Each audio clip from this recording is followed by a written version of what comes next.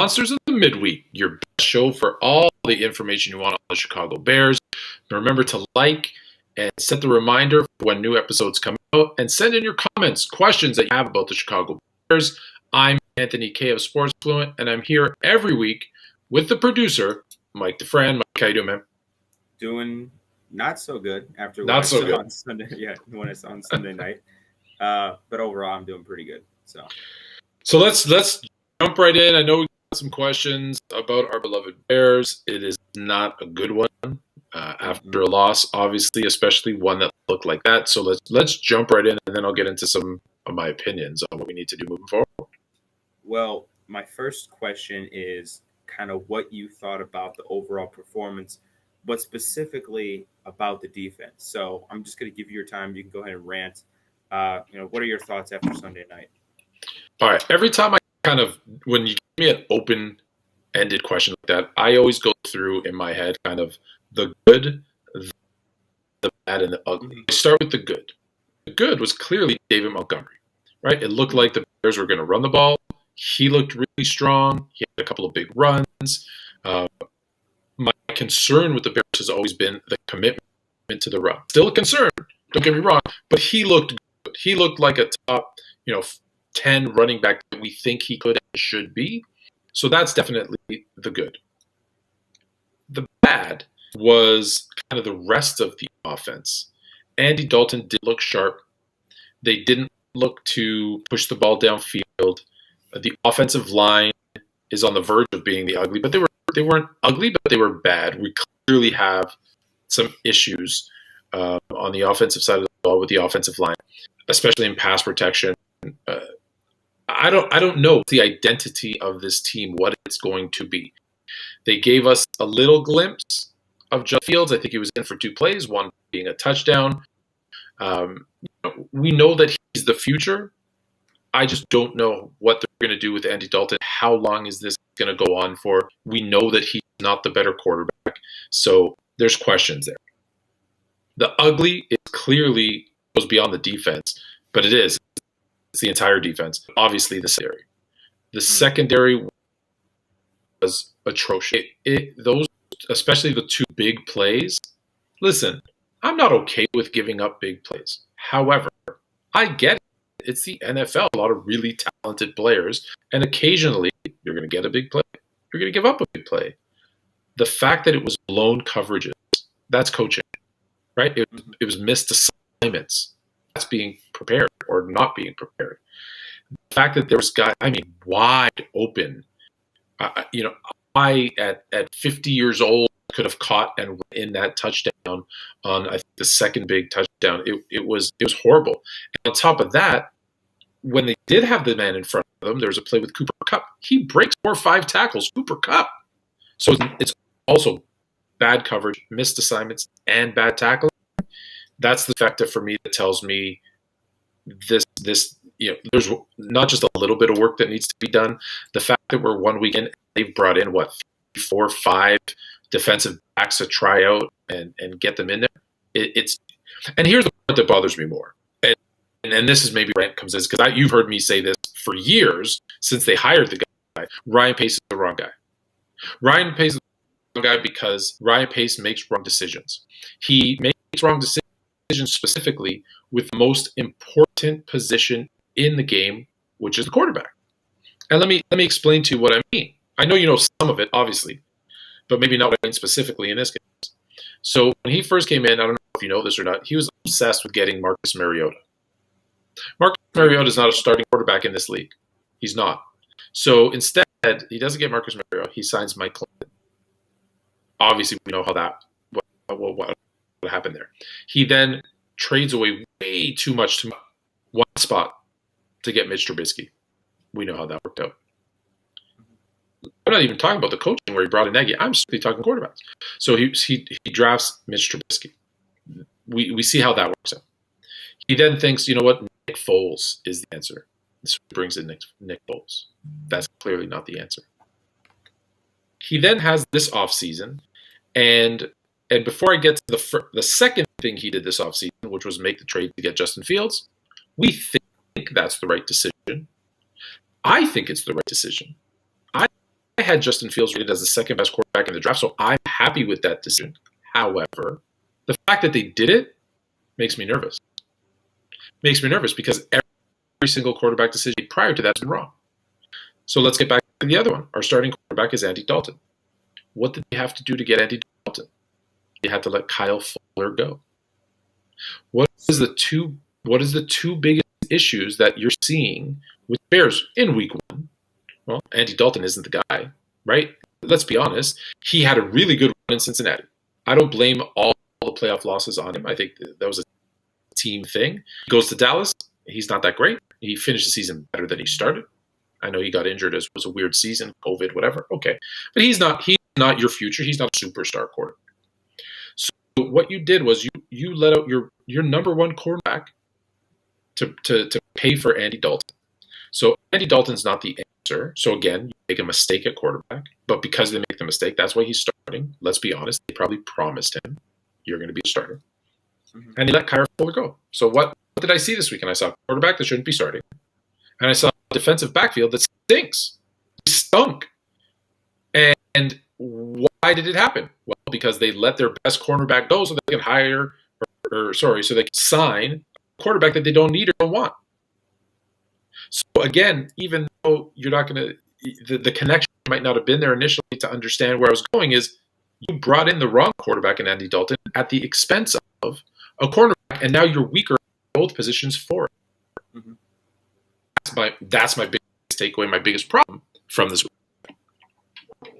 Yeah, I agree with a lot of what you're saying. So going kind of off of that, and I mean, we saw Justin Fields a little bit. The one play they actually let him, run with the ball. He scored a touchdown, coincidence. Are we any closer to seeing Justin Fields after last week? Like, what has changed in the Justin Fields QB1 timeline, according to you?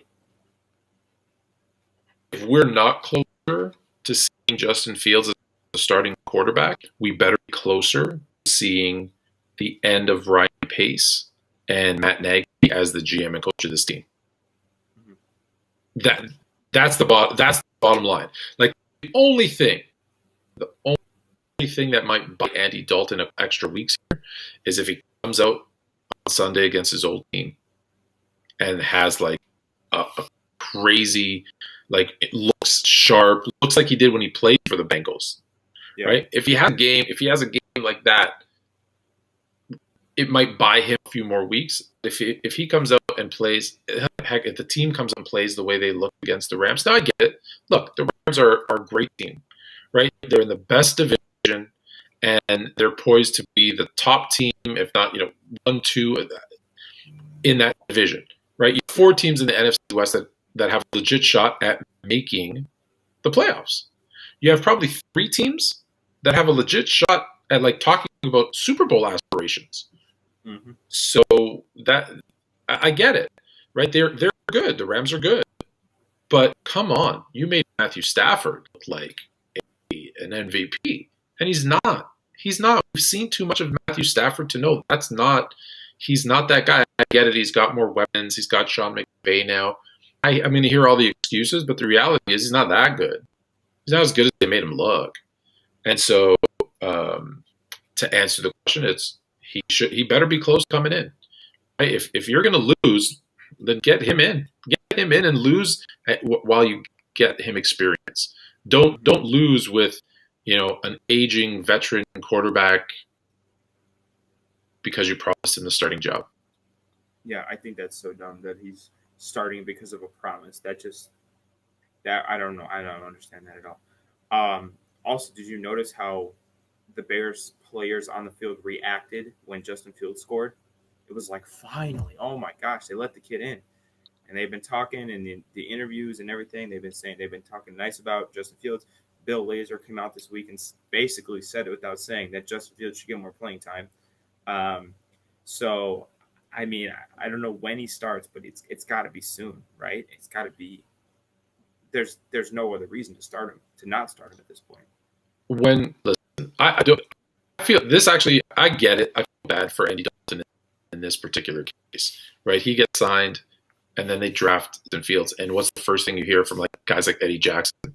Oh my God, it's about time we finally got a real quarterback in Chicago, right? But you signed Eddie Dalton like last month. So I feel bad for him, right? It's not a good situation.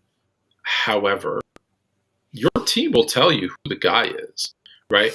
You knew based on the Patriots' reaction to Mac Jones was going to be the starter, regardless of what Cam did in the during the preseason, during camp, whatever. You could see that he owned that team. Heck, just look at Washington. Washington's playing a game with, I always say his name wrong, and everyone. I got to say this to all the people who watch these videos. They hear me say people's last names. They're like, "You suck. You don't know." You know what? You're right. I say a lot of last names wrong. You know why? Because everybody says mine wrong, so I don't care. That being said, Tyler, whatever his name is, Heineke, Tyler Heineke. Just call him Hanky Panky. Chase Young loves it. Chase Young loves him. He's like, so I get it. Fitzpatrick is in a different situation, but when you have the defense rooting for a guy, for a quarterback, if he's good enough to play, I say play him. If the team that camaraderie, that team getting hyped to play for someone, like just think about it. And I'm not saying Dalton or Fitzpatrick or anybody in this scenario this would happen, but if you're that gung ho, you're that positive about a quarterback, and he's a rookie or he's very young, like what's his name, Heineke, right? You're young like Heineke, and a guy like Chase Young is like your guy, and go and you make a young quarterback, a rookie quarterback mistakes, and as you come off the field, you go to Chase Young, and you're like, oh, dude, my bad. Can you get the ball back for me? Stop these guys. I got it. I got it next time. Now, you can only do that a couple of times. You can't keep going screwing up. But, I mean, Chase Young, Eddie Jackson, that defense, if they're they'll they will go and do they can't always stop everybody, but they're going to go out of their way to try and get you the ball back because they believe in you. And that means a lot to a team. So the fact that, and I get it. And listen, Justin Fields did the right thing, right? When the Bears fans were chanting for Fields to get in, hey man, appreciate it. I'm honored that you're chanting my name. Andy Dalton's our starter, right? He says all the right things, and I like that he said that. But the only people that don't seem to know that Justin Fields should be starting is the Chicago Bears guys execs who should be making that decision. Everybody else knows Justin Fields should be starting. Exactly. So, I mean, I guess we can only just wait for Matt Nagy to, kind of come to his senses to start Justin Fields. My last question for you is, looking to Sunday, obviously you mentioned it, we're playing the Bengals, Andy Dalton's old team. How much are you panicking if we lose to the Bengals or if we just look like crap against the Bengals? Like, is that just season's over, we're done? Or kind of what's the thought process there? Well, that's actually two different questions. So you said if we lose to the Bengals, am I panicking? I would say I'm not panicking if we lose because, listen, I think the Bengals played really well in week 1. They did us a favor by beating the Vikings. They looked good. Joe Burrow, I had no doubt Joe Burrow was going to. He's a good quarterback. Yeah, he is. I'm surprised by how well Joe Mixon played. I'm surprised by how well Jamar Chase played. Maybe we were wrong about him in the preseason. They still have T. Higgins, Tyler Boyd. Like, they have a good core at the skill position. My biggest question mark heading into week 1 is their offensive line. And although they didn't look great, they looked a lot better than last year. So the Bengals are actually, they're on the cusp of being almost a playoff team. So if we lose to them, it's going to be, don't get me wrong, it's going to be a hit. I know that I'm panicking because it depends on how we lose. So when you asked your question, you said that if we lose and if we play poorly. So that's the part of the question is if we lose, but it's well lost, I'm not panicking as much. If we play poorly and like if we get blown out, if we look how we looked against the Rams against the Bengals, then I'm panicking. I don't think the season's over after 2 losses, although it doesn't help. We do have an extra game this season. We had to have an extra playoff team like last season. So I don't know that I'm panicking going to, but I am looking to see, what do they do? Listen, you now know that our defensive backs, right? There's an issue. What does the coaching do to compensate? So that's what I'm going to be looking for this week. Man, can we get the offense going? Can we get the offense going? Because that's the other part, right? Like, I love David Montgomery. I think it's great. He was, he played well. He rushed the ball well. But I want to see us. I don't think Allen Robinson got the ball enough. I don't think Darnell Mooney got the ball enough. I don't think they, use the tight ends nearly enough. Even there was that great play to Jimmy Graham, where he, I think 4 guys on his back, he still didn't go down.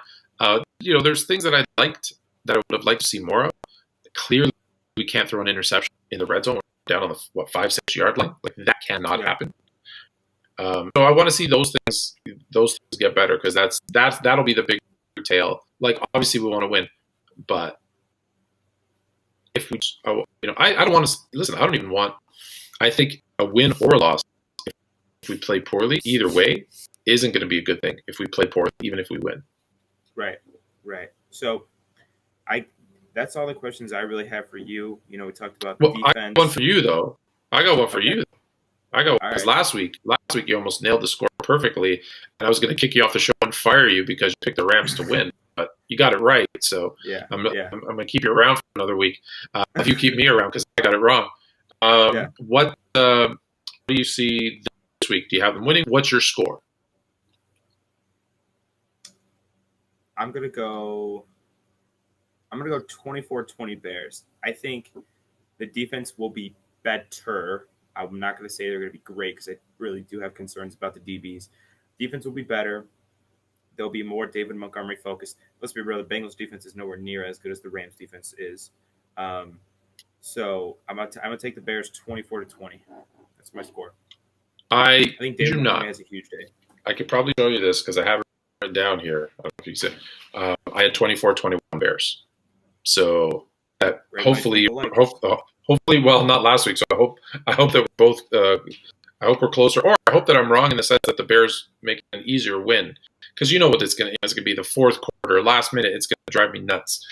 That's why I said 24-21, because I could just see one of these, 21-21 games, a couple seconds left in the fourth, and I'm having flashbacks of missing a kick in the seconds. So I really I hope it doesn't end up being a game like that. All right, well, that's it. I know it was a little somber episode of Monsters of the Mid, but after a loss, what do you expect? The good news is only 1 week. We lost to a great Rams team, and we can we look forward until next week. Please send your comments, send your questions. What you think about the Chicago Bears? What you want to know about the Chicago Bears? We're going to be getting some more insights, more intel. We're going to have some Bears coming on the show. So let us know who you want to see. And until next week, bear down.